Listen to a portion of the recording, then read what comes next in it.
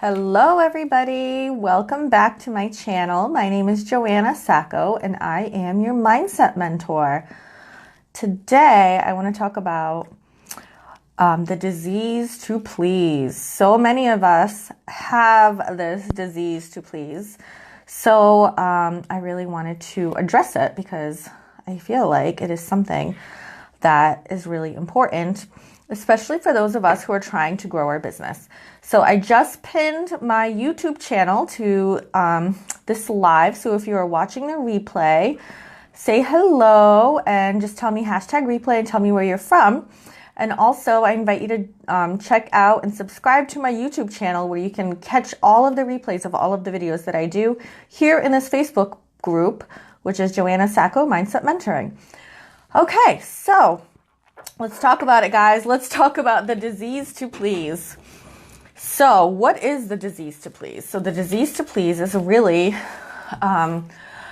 putting others in front of ourselves. And it is kind of a part of codependency. So if you ever look into codependent behavior, the disease to please is one of those really big kind of glaring signs that you are codependent or that you might be stuck in an unhealthy codependent relationship. And you might be prone to attracting narcissists into your life who take advantage of you and manipulate you. So how does this relate to business, right? Like, you're probably like, what is she even talking about? Why are we talking about relationships and narcissism and all this other stuff? So I'm going to totally get there. So first, I just want to talk about how do you know if you have this disease? How do you know if you are a people pleaser? Chances are you know, but I just want to point out a couple of things. So people pleasers generally will feel guilty anytime they have to say no to somebody. They will feel guilty that, they're disappointing somebody or hurting somebody's feelings, or they can't fulfill a certain promise or expectation or live up to whatever that person wants them to do or be. So saying no automatically just gives them like this horrible feeling. Also, people who have this disease are not good at setting boundaries.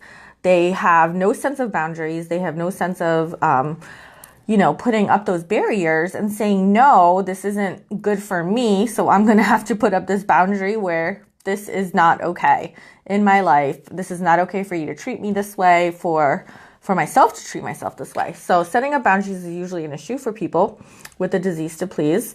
They don't practice self-care and put themselves first, can't make decisions, and are always seeking validation from others.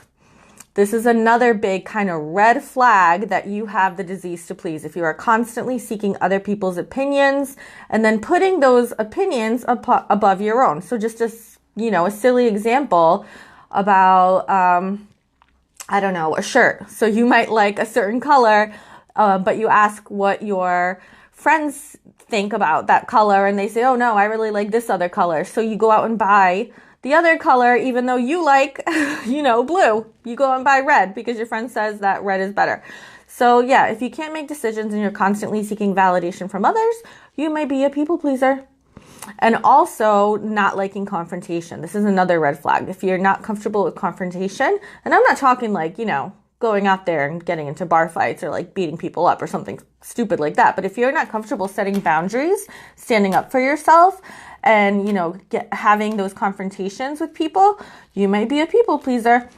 So one thing that I want to talk about in terms of mindset is that we aren't born this way. Hi, Kim. Hey, Kelly. So we aren't born people pleasers. A lot of people think, oh, well, I'm just a worrier, so I worry all the time. Or I'm a people pleaser, so that's just what I do. No, this is fixed versus growth mindset, right? You're not born that way. You are conditioned that way. And a lot of people who are people pleasers generally were not given a lot of choices as children. So they did not have a lot of say in pretty much anything in their environment. They were just told, like, this is what you're doing, this is how you do it. And your opinion doesn't matter, what you want doesn't matter. And also, they were praised for doing things that they did not want to do. So I mean, okay, we all have to do things we don't want to do, right? It's just a part of life, like school, you have to go to school or, work, however that might be, making a living. But when we are constantly in a state of doing what we don't want to do and getting praise, we're conditioned that, doing what you don't want to do and your opinion not mattering and not listening to your intuition, you get praise and love and acceptance and rewards and positive reinforcement. So that is basically kind of how that starts in our early childhood years, how we become people pleasers. So how does this relate to our business? So we talked a little bit last night about how we're born into certain expectations of what we should do with our lives, right? How we should live our lives, what the kind of sequence should be, and what society expects, and how being in a different business model can be really against the grain of all of that. So you can see the problem, I'm sure, if you're a people pleaser, and now you have all these expectations set on you about a job or what your business should look like or what you should do. So many people don't want to do this business because they believe that, they'll be a bad mom or a bad wife or a bad daughter. Or they should be doing, should. They're constantly shoulding themselves. They should be doing all of these things because that's just the expectation. And even though intuitively inside they feel like, I don't want to be doing this. Like I want to pursue my dreams. I want to dream really big and go make an impact on the world and step outside of the norm and into who I feel called to be on the inside. They don't do that because they're people pleasers and they are conditioned by society, by parents, by whatever, to do what is expected because they get praised for that. So how do you stop this disease? How do you stop the people pleaser disease? So I have compiled a little list of 5 things that you can start doing. And you guys, again, most of us have been, doing this, this people pleasing for a very long time, right? It's not something that just happens overnight. It was developed in our childhood and reinforced as we got older and older. So it's going to take time. It's not going to happen overnight. So you have to practice, just like anything else in life, anything that you want to change, it's going to take practice and being mindful of it. So 1 is learn to listen to your inner voice and your intuition.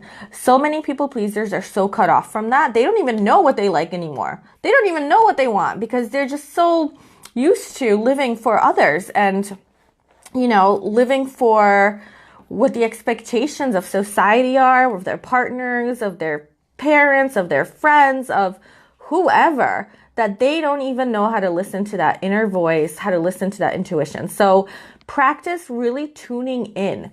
When you have a decision to make, like really take a step back and listen to yourself. Like ask yourself, what do I want? How do I want to live my life? How do I want to run my business? How do I want to pay my bills? Like, what is it that I want to do with my life? And see what comes up. I really want to encourage you guys to do free journaling. So free journaling is literally getting a journal, getting a pen and just writing whatever comes up. So it doesn't have to be, scripted or like certain questions, like just write and just see what comes out. It's amazing. Some of the stuff that you guys will see is in your heart and in your inner self when you start doing this practice of journaling. So number 1, learn to listen to your inner voice and get to know what you want and what you like and what you don't like. And in your business, how you want that to look. Maybe you feel pressured to build online. Maybe you feel pressured to build in person. Maybe you don't like that. Maybe you just want to do one-to-ones. So figure out what it is that you want versus what, maybe your upline is telling you to do. Maybe what I'm telling you to do. Maybe what your best friend who's doing the business is telling you to do. Figure out what you want to do and how you want that to look like. Number 2 is practice self-care. Self-care is huge. I know. It's like, seems so cliche and people are probably like rolling their eyes like, yeah, I know I'm supposed to, do self-care and sleep and eat well and, exercise and all that stuff. But like, seriously, self-care. Take time to really put yourself first and honor yourself. Like, this is huge. So many of us don't do that. We put ourselves last, and then no wonder we're in this cycle of people pleasing. If we're not even putting ourselves first, if we're not even telling ourselves that we matter, how is anybody else going to, right? You have to learn to care for yourself and respect and love yourself before anybody else really can. So that's huge. All right, number 3. This is hard, and it seems easy, but it's hard. Okay, others' opinions don't matter. Okay, let's say it together. Others' opinions don't matter. It's okay for them to not like you. It's okay for them not to agree with you. It's okay for them not to support you. It's okay for them to think that you're, I don't know, ruining your life or whatever, as long as you're not actually like ruining your life. But in terms of this business, it doesn't matter. These people aren't waking up in your bed, putting on your shoes, paying your bills, traveling or not traveling, or feeling your feelings. Nobody out there gets to experience what you get to experience. Nobody can really truly know what it's like to be you. So why does it matter what they think? It doesn't, you guys. It really doesn't. And I know that seems so much easier said than done, but this is why this is practice, right? It takes practice to accept some of these things and to change our mindset and to rewire our brain to not be a people pleaser. So maybe make that a mantra if you suffer from the disease to please.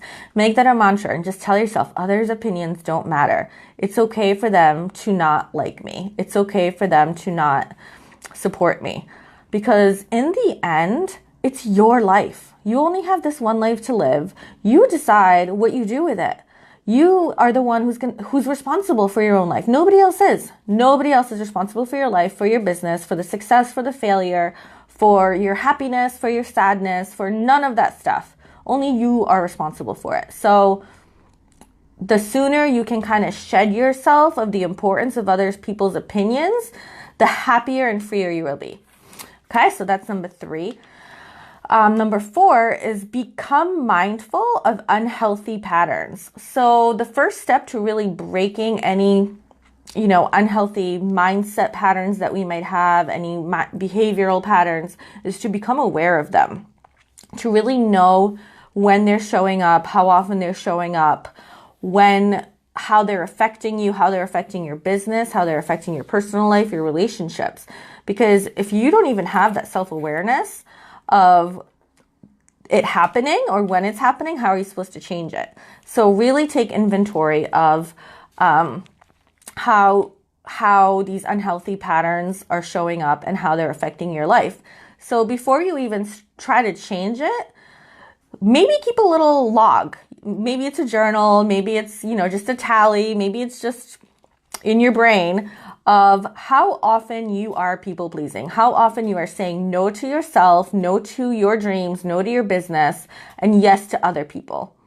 And how often you feel guilty when you say no to other people, how often you feel guilty when you set boundaries, how often you can't make decisions, how often you don't have that confrontation that you should have. Figure that out and be mindful of it before you can start changing it.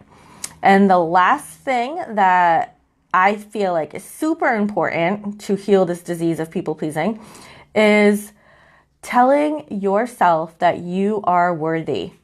And this kind of goes along with the self-care piece, but so much of how this started in the first place, this need to please others, is so based in our self-worth, which really probably started in our childhood. We didn't feel worthy enough to have an opinion or to express what we wanted. Like maybe that wasn't heard, maybe that wasn't honored, maybe that wasn't respected. And that made us feel not worthy, right? Like if you don't even feel worthy to have an opinion or to be heard, of course you're going to please other people and live for that, because now your self-worth is so tied into their opinions and the validation that you get from others. So have an affirmation practice, have a gratitude practice, and tell yourself that you are worthy. You are worthy to have the life that you feel that stirring in your belly to have. You are worthy to want to have your own business. You are worthy to want to be surrounded by amazing, positive people who are going to uplift you. You are worthy to want to have more than maybe what you have, maybe what your parents have, maybe what your neighbors have and friends have. It's okay, because think about all the lives that you can really help change and impact if you are brave and if you are worthy and if you break these patterns and step outside of that, of all those things, and step into your power and do what you feel is right to do in your heart. So I wanted to just pop on here and talk to you guys about the disease to please and give you 5 practical tips that you can start doing right away. If you found this helpful, please invite your friends into our Mindset Mentoring group on Facebook and subscribe to my channel on YouTube, which is pinned in the comments here, and share. I really appreciate your support and I love getting to know you guys in here. So thanks again and talk to you next time.